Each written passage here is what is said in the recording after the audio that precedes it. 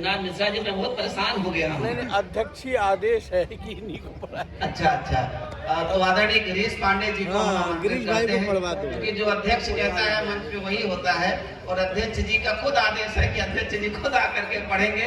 तो आदरणीय गिरीश पांडे जी को मैं आमंत्रित करता हूँ, और वो अपनी वो कविता बहुत दिन से मैंने भी नहीं सुनी है, दधीची वाली, तो कृपया एक बार उसको आप सब जरूर सुनाइएगा। और आइए हम एक चिंतक, समाज सेवी, पर्यावरण सेवी, और जो कहते हैं डेमोक्रेसी आपने सुना होगा, उन्होंने एक नया जीवोक्रेसी टर्म दिया पूरी दुनिया को, जो कि डिक्शनरी में भी बाद में शामिल हुआ। तो हम उनको अच्छी तालियों से उनको आमंत्रित करते हैं। माइक सर अब आपके हवाले। क्या बात, ये छोटा पड़ेगा एकदम परफेक्ट। आप इतने बड़े हैं कि बगल में मैं भी ले लूंगा तब। ठीक है बहुत अच्छा, इसको ले दीजिए। ठीक है, क्या लाए तुम वाम अवाम, क्या बात। प्रिय भाई मोतीनाथ जी और सामने बैठे हुए सभी पंकज अपना कीपैड खोल। परिजन, सब परिवार के लोग हैं, और सारे कवि मित्र जो भी अपने परिवार के हैं, रूपनारायण जी के स्मृति में आज जो ये आयोजन हो रहा है, उसमें आकर के हमेशा ऐसा लगता है जैसे तीर्थ यात्रा हो गई। अभी प्रयागराज के महाकुंभ के बाद ये दूसरा महाकुंभ है जिसमें आने का सौभाग्य मिला। क्या बात है, क्या बात है। और रूपनारायण त्रिपाठी जी के 2 संस्मरण सुना करके उसके बाद तब फिर अपनी कविताओं की बात करेंगे।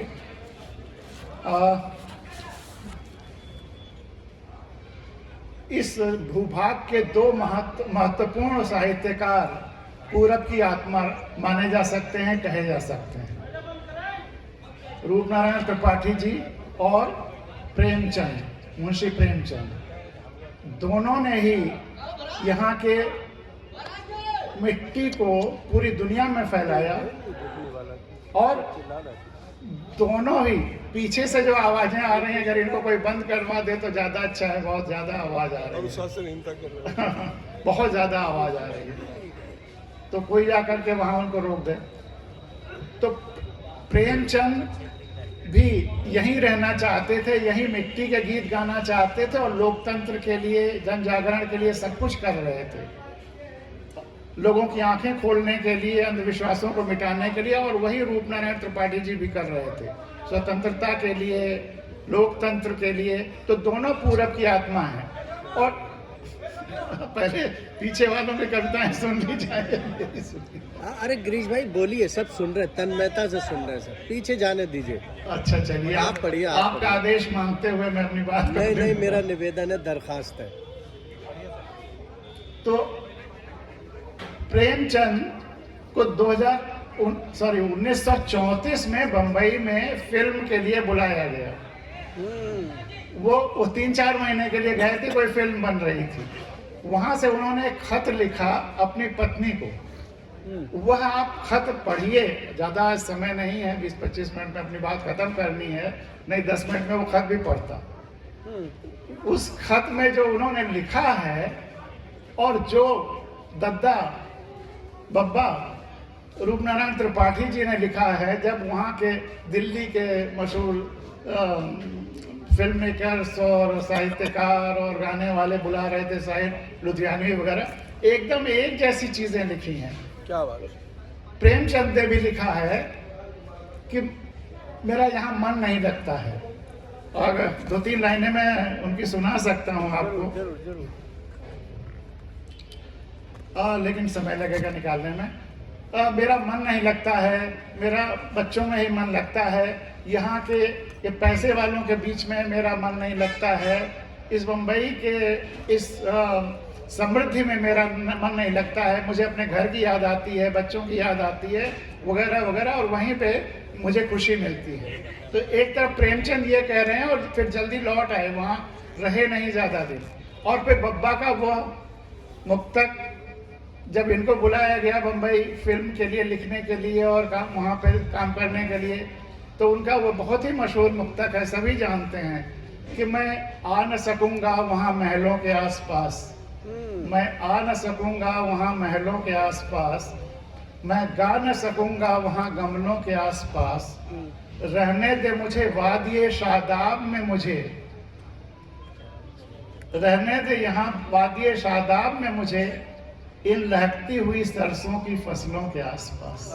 तो यहीं के फसलों में, यहीं की मिट्टी में उभरे हुए हैं प्रेम अपने रूप नारायण जी, तो इसलिए उनको हर तरह से नमन है। और उनका एक मुक्तक है जो पूरी धरती के लिए, समाज के लिए, हम लोगों के लिए, सबके लिए प्रेरणादायक है। और साहित्य का मकसद क्या होना चाहिए वो भी वो बताता है। उन्होंने लिखा कि मेरी इच्छा है मेरी कविताएं, मेरी इच्छा है मेरी कविताएं मेरे तेरे तरकश के तीर बन जाएं। ये मैंने अनुशासित इनकलाब की अपनी भूमिका में भी लिखा है। इससे ज्यादा अच्छा कोई साहित्य की परिभाषा नहीं हो सकती। मेरी इच्छा है मेरी कविताएं तेरे तरकश के तीर बन जाएं। और आजकल के माहौल में और रेलिवेंट हो जाती है, अपहरण और लूट के पथ में, अपहरण और लूट के पथ में। और आजकल तो व्यवस्थाएं भी लूटने लगी हैं, आज और खतरनाक स्थिति हो गई है। अपहरण और लूट के पथ में लक्ष्मण की लकीर बन जाएं। मेरी इच्छा है मेरी कविताएं तेरे तरकश के तीर बन जाएं। अपहरण और लूट के पथ में लक्ष्मण की लकीर बन जाए। क्या बात है भाई। और आज मानस कुंज हुआ, बड़ा आनंद आया। लेकिन रामचरितमानस पर चर्चा हुई, राम पर चर्चा हुई, लेकिन इस धरती पर लोकतंत्र के अगर कोई जनक हैं तो वो राम है। सच्चे अर्थों में लोकतंत्र के जनक अगर कोई हैं तो राम है। भैया ध्यान दीजिए, अगर सच्चे अर्थों में कोई लोकतंत्र के जनक हैं तो राम हैं। जब राम अयोध्या आ गए, उन्होंने राज्य स्वीकार कर लिया, तो एक बार उन्होंने सभा बुलाई। तुलसीदास के रामचरितमानस से केवल 2 चौपाइयां कोट कर रहा हूं। एक बार रघुनाथ बुलाए गुर द्विज पुरवासी सभाए, बैठे गुरु मुनि अरु द्विज सज्जन, बोले बचन भगत भव भंजन। अब राम क्या कहते हैं, केवल एक लाइन काफी है।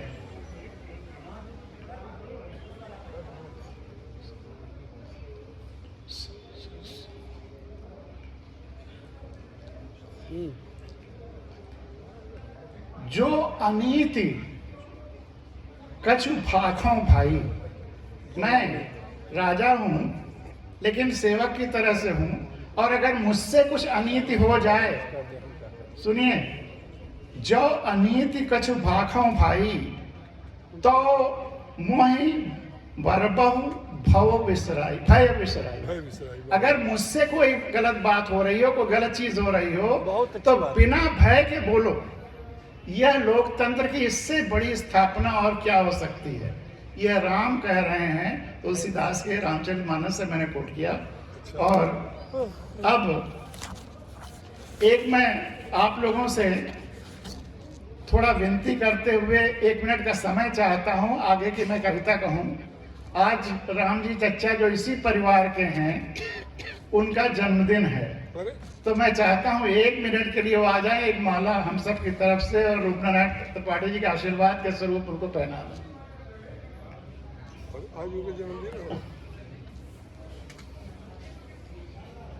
उसके बाद एक गजल और वो दधीच कविता।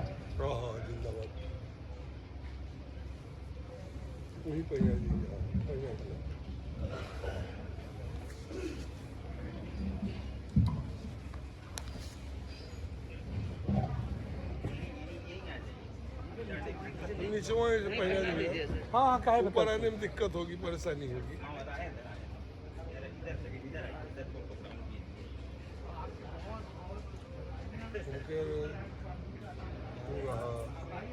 हुआ रही जो बड़ी जगत नारायण तिवारी जी का नाम मुका दिया, उसके संतान के द्वारा बड़ा धन दे दिया।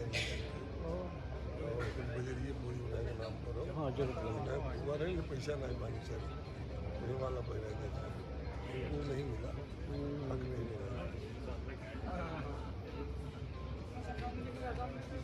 वर्ल्ड कप में खत्म कुछ नहीं पाया।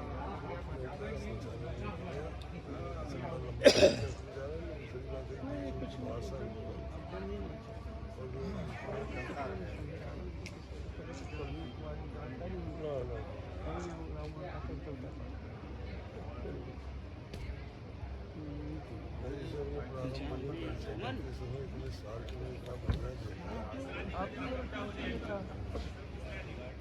क्या करें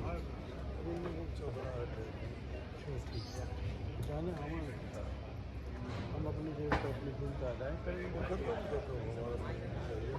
आइए आइए अब आप बहुत बड़ा काम आपने कर दिया। वरिष्ठ क्या नाम क्या है? राम जी है। अच्छा राम जी पालन पोषण से हाँ भैया हाँ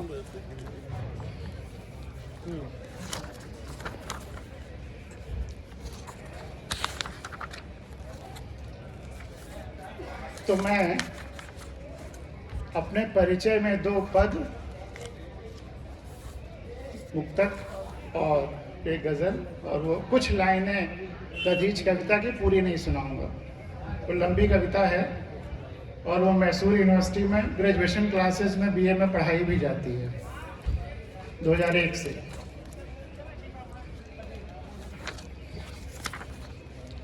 शायरी का एक मोहरा हूँ मैं, शायरी का एक मोहरा हूँ मैं, भीड़ का कोई पत्ता हरा हूँ मैं।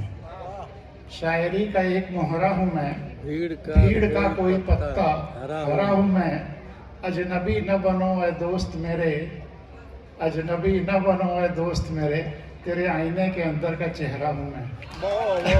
अजनबी न बनो ऐ दोस्त मेरे, तेरे आईने के अंदर का चेहरा हूँ मैं। और सरकारी विभाग में रहा तो भला ही उससे दूर रहा हूँ या निष्कलंक रहा हूँ, लेकिन आरोप तो लग ही जाते हैं कि बहरे होंगे, नहीं सुनते होंगे, संवेदनहीन होंगे वगैरह वगैरह। तो तुम कहोगे सुबह का कोहरा हूँ मैं, तुम कहोगे सुबह का कोहरा हूँ मैं, आज की आवाज से बहरा हूँ मैं। तुम कहोगे सुबह का कोहरा हूँ मैं, आज की आवाज से बहरा हूँ मैं। देखो मुझे फिर से करीब से देखो, देखो मुझे फिर से करीब से देखो, शायद तुम्हारा ही कोई घाव गहरा हूँ मैं। देखो मुझे फिर से करीब से देखो, शायद तुम्हारा ही कोई घाव गहरा हूँ मैं। और एक गजल देखिए। एक कहानी मैं लिखता हूँ, एक कहानी तू भी लिख, बादल बादल मैं लिखता हूँ, पानी पानी तू भी लिख। एक कहानी मैं लिखता हूँ, एक कहानी तू भी लिख, बादल बादल मैं लिखता हूँ, पानी पानी तू भी लिख। राग मशीनी बहुत हो चुका, चलो जौनपुर चलें। राग मशीनी बहुत हो चुका, चलो प्रकृति की ओर चलें, रूप नारायण त्रिपाठी जी के गांव चलें। राग मशीनी बहुत हो चुका, चलो प्रकृति की ओर चलें। ढोर मवेशी मैं लिखता हूँ, सानी पानी तू भी लिख। ढोर मवेशी मैं लिखता हूँ, सानी पानी तू भी लिख। और रात ढले जब नींद छले, तो ले बच्चे को आंखों बाहों में। रात ढले जब नींद छले, तो ले बच्चे को बाहों में। पंचतंत्र नव मैं लिखता हूँ, दादी नानी तू भी लिख। पंचतंत्र नव, नई नई कहानियां गढ़ गढ़ के सुनाते थे बच्चों को। क्या कहने? तो पंचतंत्र नव मैं लिखता हूँ, दादी नानी तू भी लिख। और सबके भीतर छिपा हुआ है वादी भी प्रतिवादी भी। हर आदमी पक्ष विपक्ष दोनों पे सोचता ही सोचता है। स्वागत। सबके भीतर छिपा हुआ है वादी भी प्रतिवादी भी।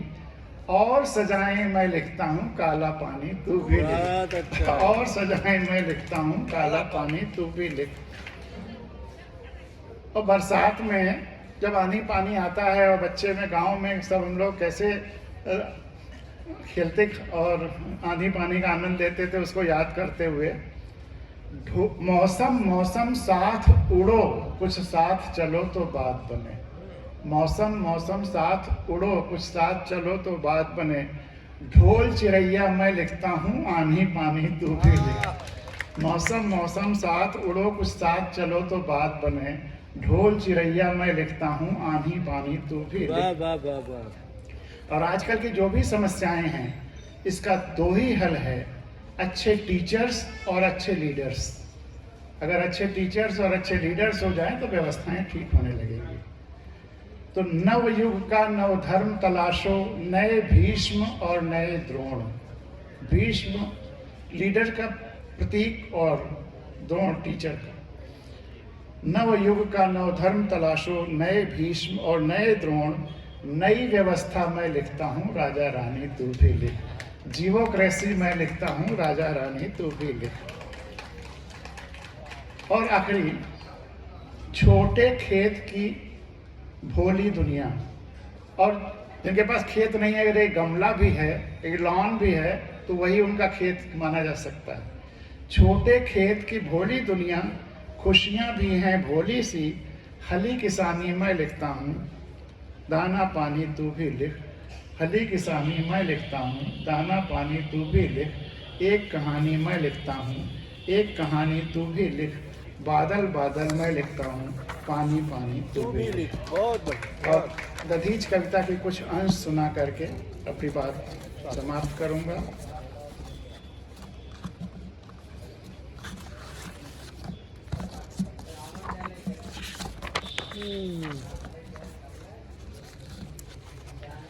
दधीच, अब कभी तुम अपनी हड्डियां इंद्र जैसे देवता को मत दे देना। क्या बात है। दधीच, अब कभी तुम अपनी हड्डियां इंद्र जैसे देवता को मत दे देना। अगर लड़ाई बहुत जरूरी मुद्दे को लेकर हो, अगर लड़ाई बहुत जरूरी मुद्दे को लेकर हो और बिना तुम्हारी हड्डियों के वज्र के काम न चले, तो अपने ही एक हाथ की हड्डियों का वज्र बनाना और दूसरे हाथ में उसे लेकर टूट पड़ना। वाह वाह। अगर संसाधन आपके हैं, मुद्दे आपके हैं, तो लड़ाई आप ही को लड़नी पड़ेगी। बहुत बढ़िया। कोई और आकर के नहीं लड़ेगा। अगर लड़ने कह रहा है तो आपको धोखा दे रहा है। दधीच, अब कभी तुम अपनी हड्डियां इंद्र जैसे देवता को मत दे देना। अगर लड़ाई बहुत जरूरी मुद्दे को लेकर हो और बिना तुम्हारी हड्डियों के वज्र के काम न चले, तो अपने ही एक हाथ की हड्डियों का वज्र बनाना और दूसरे हाथ में उसे लेकर स्वयं टूट पड़ना। अरे भैया मंच कर तो, हमने बड़े ध्यान से तुम लोग सुना है। जी जी जी गिरीश भाई, हो सकती है। बिल्कुल पढ़िए, बिल्कुल बहुत बढ़िया पढ़ा, बिल्कुल। दधीच, तुम्हारी हड्डियों से देवासुर संग्राम हुआ। कोई जीता ही होगा, कोई हारा ही होगा।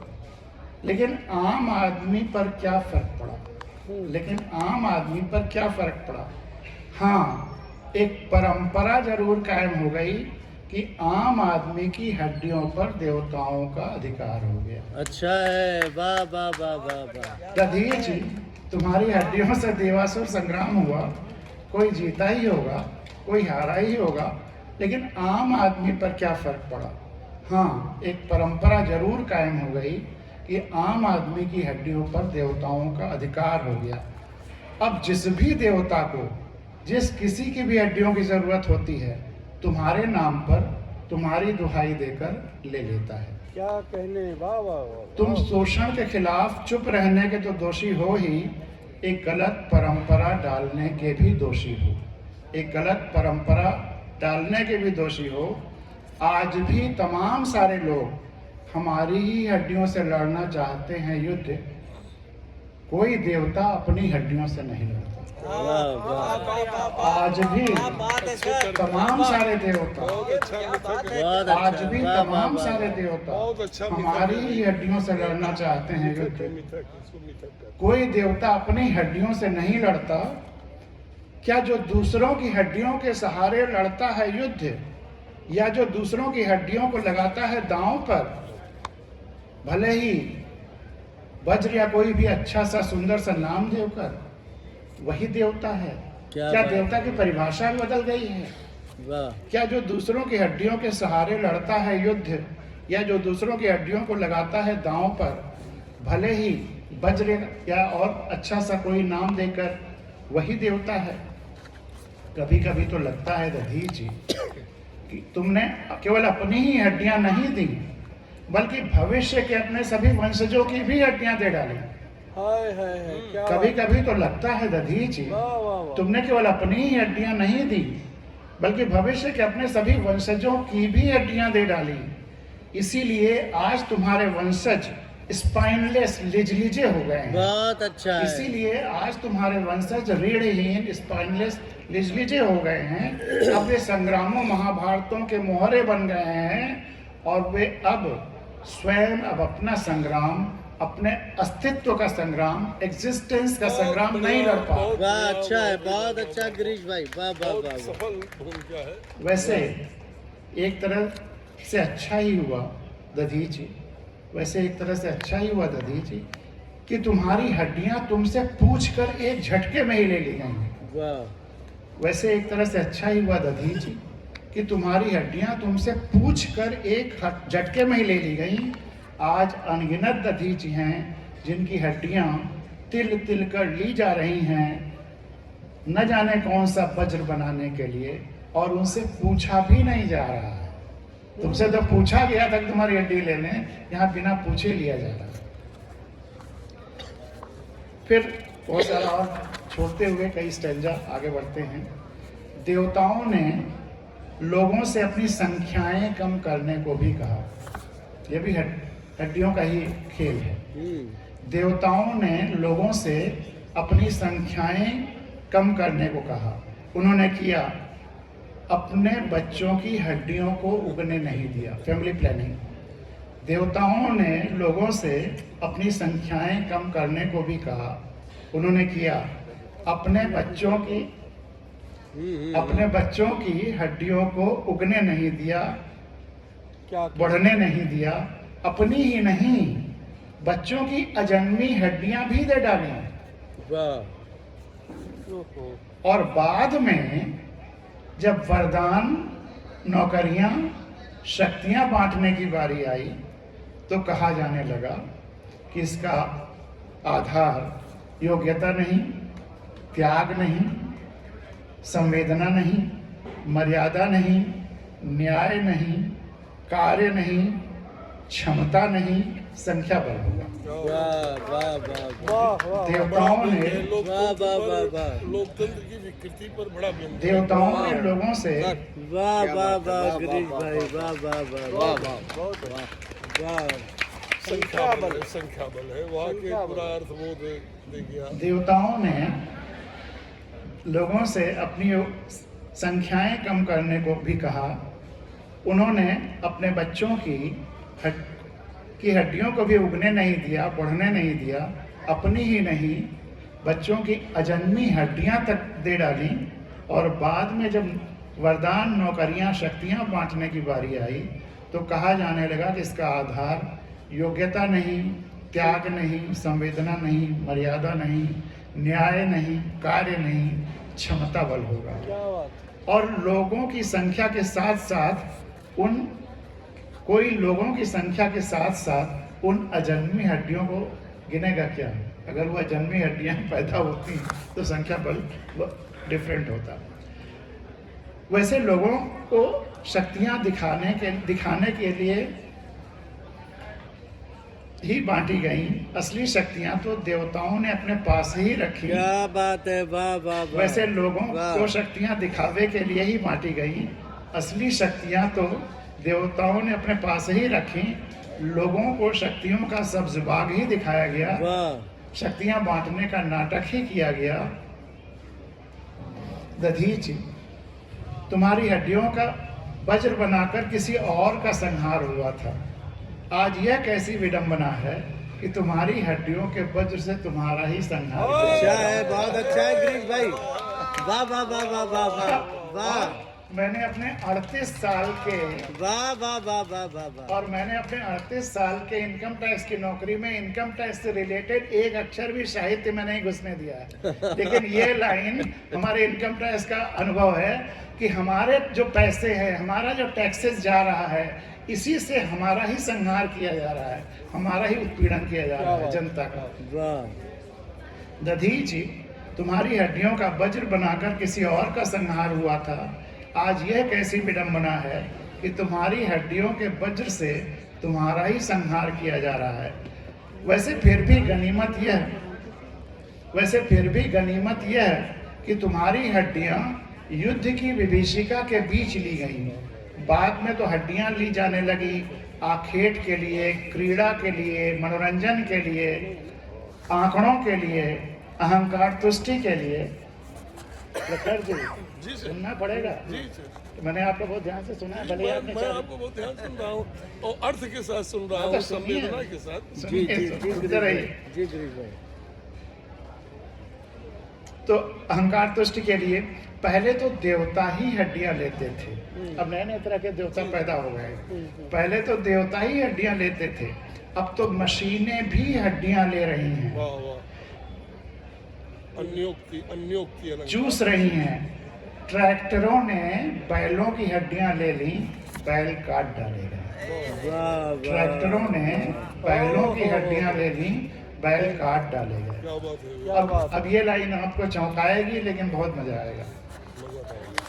दधीच, तुम्हारी मूर्ति किसी भी चौराहे पर या मंदिर में नहीं। दधीच, तुम्हारी मूर्ति किसी भी चौराहे पर या मंदिर में नहीं लगी। मूर्तियां तो देवताओं की लगती हैं या फिर जो भी जीत जाए उसी की। अच्छा है, बहुत अच्छा मूर्तियां है। तो देवताओं की लगती वाह, हैं वाह, या वाह। फिर जो भी जीत जाए उसी की। जो हड्डियां लेता है मूर्तियां उसी की लगती है, जो हड्डियां देता है उसकी मूर्तियां नहीं लगती। वाह वाह। जो हड्डियां देता है उसकी मूर्तियां नहीं लगा करती, जो हड्डियां लेता है मूर्तियां उसी की लगती हैं। वाह वाह। लेकिन ये बहुत बड़ा लेकिन है। लेकिन एक दिन सभी राज खुलते हैं। लेकिन एक न एक दिन सभी राज खुलते हैं। स्थितियां पलटती हैं, मूर्तियां भी पलटती हैं, धराशायी होती हैं, पैरों तले रौंदी जाती हैं। इतिहास भरा पड़ा है ऐसे अनगिनत उदाहरणों से। इतिहास भरा पड़ा है ऐसे अनगिनत उदाहरणों से। अब आते हैं मीडिया और माइथोलॉजी के रिलेशंस पर। और आप सब लोग पत्रकार यहाँ पे सामने भी हैं और अगल बगल भी हैं, तो अब इसको देखिए। किसी ने कवच कुंडल दिया, किसी ने कवच कुंडल। 5 मिनट और ध्यान से सुन लीजिए। किसी ने कवच कुंडल दिया, किसी ने राजपाट, किसी ने धन दौलत दान में, और किसी ने अपने सामने का भोजन, और किसी ने ऐसे ही अन्य दान बलिदान। उन पर इतनी चर्चा परिचर्चा, किसी को दानवीर भी कह दिया गया उसी में। और दधीच, तुमने अपनी सारी हड्डियां दे दी, खुद को खत्म कर दिया, पर कोई चर्चा नहीं, समाज मौन, सब मौन। तुम्हें दानवीर भी नहीं कहा गया। जो दानवीर अपना कवच कुंडल देकर के जिंदा रहा, राजा रहा, सब कुछ हुआ, वो दानवीर है, और तुमने सब कुछ दे दिया, तुम्हें दानवीर भी नहीं कहा गया। तो माइथोलॉजी भी जिस तरह से मीडिया उल्टा पलटा कोट करती है, उसी तरह माइथोलॉजी भी है। वैसे छोटी मोटी साधनाओं दान से ही देवताओं में, इंद्र में खलबली मच जाती है। और तुम तो साधना की चरम परिणति थे, चरम उत्कर्ष थे। इंद्र हड्डियां मांगने आया था। यह बताओ दधीच, ये हड्डियां दे देना तुम्हारी तपस्या थी या इंद्र द्वारा किया गया तुम्हारा तपस्या भंग? अच्छा है, वाह वाह वाह। ये था क्या? और एक दूसरा पहलू देखिए, यह भी सुना गया, जो सारे धर्मों में है, यह भी सुना गया कि किसी ने अपने शरीर का टुकड़ा दान दिया, किसी ने बच्चे के शरीर का टुकड़ा दान दिया, किसी ने बच्चे का ही दान दे दिया, और किसी ने दान दिया अपने बच्चे को ही। लेकिन बाद में पता चला कि वह तो केवल परीक्षा थी, बाद में सब कुछ ठीक ठाक हो गया, सब शरीर वापस आ गए। दधीच, तुम्हें भी यह भ्रम तो नहीं हो रहा था कि इंद्र तुम्हारी परीक्षा ले रहा है और बाद में तुम्हें वापस जिंदा कर देगा? दधीच, हड्डियों का वज्र बनाने का आधार, दधीच, हड्डियों का वज्र बनाने का आधार कभी आवेग, उत्तेजना, निराशा या श्रद्धा को मत बनाना। दधीच, हड्डियों का वज्र बनाने का आधार कभी आवेग, उत्तेजना, निराशा या श्रद्धा को मत बनाना। हमेशा न्याय और विवेक को ही आधार बनाना। क्या बात है, हमेशा न्याय और विवेक को ही आधार बनाना। सब छोड़ते हुए लास्ट पे स्टैंजा पे आ जाते हैं।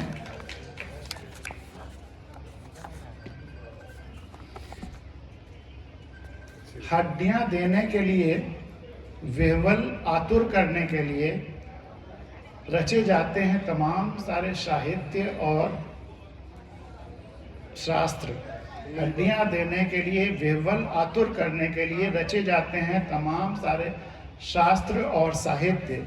बदल दिए जाते हैं लोगों के दिमाग। लोग सोचने लगते हैं कि वे दधीच हैं और हड्डियां देना ही उनका पुनीत कर्तव्य है। वाह वाह वाह। और जब हड्डियां देने के लिए आतुल विह्वलों की संख्या बढ़ जाती है बेतहाशा, तो फिर शुरू हो जाता है हड्डियों का थोक व्यापार। जब हड्डियां देने को व्याकुल विह्वलों की संख्या बढ़ जाती है बेतहाशा, तो फिर शुरू हो जाता है हड्डियों का थोक व्यापार। धर्म और राजनीति अक्सर इसके सुपरमार्केट बन जाती है। धर्म और राजनीति अक्सर इसके सुपरमार्केट बन जाते हैं। वैसे अब तक इस सृष्टि में रही हैं दो ही जातियां, हड्डियां लेने वालों की और हड्डियां देने वालों की। बाकी सारे ही वर्गीकरण और बंटवारे, चाहे वो किसी भी नाम से होते रहे हों, धर्म, जाति, क्षेत्र, वंश, रंग या भाषा, सभी व्यक्तिगत स्वार्थों की मुलम्मे ही रहे हैं। केवल और केवल दो ही जातियां रही हैं, हड्डियां लूटने वालों की और हड्डियां लुटाने वालों की। केवल दो ही जातियां रही हैं, हड्डियां लूटने वालों की और हड्डियां लुटाने वालों की। और पूर्वांचल और बिहार के हिस्सों में सुसु में एक शब्द है हल्का गर्म, उसका इस्तेमाल करते हुए बाकी सारे खेल तो नारे रहे हैं। काश हमारी हड्डियों का फास्फोरस सुसुम और नम होकर इतना प्रज्वलित हो जाता जिससे हो खत्म हो जाता, बंद हो जाता हड्डियों के लूट मार का यह खेल। सुसुम जो अगिया बैताल गांव में हम लोग देखा करते थे, कहा करते थे। और आखिरी स्टैंडा, कहा जाता है कि इंद्र ने तुमसे जब मांगी हड्डियां तो दधीच, तुमने शर्त रखी कि तुम हड्डियां देने के पहले पीना चाहते हो संपूर्ण पृथ्वी के सारे जलाशयों का जल। ये शर्त रखी थी। और ये अब मिश्रिक में एक दधीच कुंड है नैमिषारण्य के पास, उसका संदर्भ लेते हुए विश्व की सारी नदियों समुद्रों का जल। तो इंद्र ने कहा ये जो तुम्हारे सामने कुंड है, दधीच कुंड, इसी में लाए देता हूँ संपूर्ण पृथ्वी के सारे जलाशयों का जल। तुमने और तुम्हें सोचने समझने का मौका भी न दिया और मेरे भोले दधीच, तुमने सहज विश्वास कर लिया उस छली इंद्र पर और उसी कुंड का जल ग्रहण कर मान लिया कि हो गई तुम्हारी प्रतिज्ञा पूरी और तुमने दे दी इंद्र को हड्डियां। क्या पता उस कुंड में सभी जलाशयों का जल वह छली इंद्र लाया भी था या नहीं। अब भविष्य में कभी कोई तुम्हारी अस्थियां मांगे, आखिरी लाइनें, अब भविष्य में कभी तुम्हारी कोई अस्थियां मांगे तो खूब सोच विचार करना, दुनिया के सभी जलाशयों का जल स्वयं ही जाकर ग्रहण करना ताकि समय मिल सके जानने पहचानने का, सोचने विचारने का। और अगर लड़ाई बहुत ज़रूरी मुद्दे को लेकर हो और बिना तुम्हारी हड्डियों के वज्र के काम न चले तो अपने ही एक हाथ की हड्डियों का वज्र बनाना और दूसरे हाथ में उसे लेकर स्वयं टूट पड़ना आतताइयों पर, अन्यायियों पर, शोषकों पर, पर्यावरण विनाशकों पर, और अगर ज़रूरत पड़े तो टूट पड़ना बेवजह हड्डियां मांगने वालों पर भी। और एक आखिरी लाइन कवियों की तरफ से आप लोगों को, और अगर जरूरत पड़े तो टूट पड़ना, ठीक से कविता न सुनने वालों पर। बहुत बहुत धन्यवाद। बहुत बहुत धन्यवाद पांडे जी। एक अंग होता है शरीर में जिसको जीभ कहते हैं, इसमें कोई हड्डी नहीं होती है, लेकिन ये अंग शरीर की सारी हड्डी तोड़वाने की सामर्थ्य रखता है। ये परसाई जी ने लिखा था अपने एक व्यंग में। आइए अब हम बहुत जल्दी अपने शिखर की तरफ बढ़ते हैं। भोलेनाथ मिश्रा जी को सुनने के लिए आप सब आकुल हैं और मैं उनको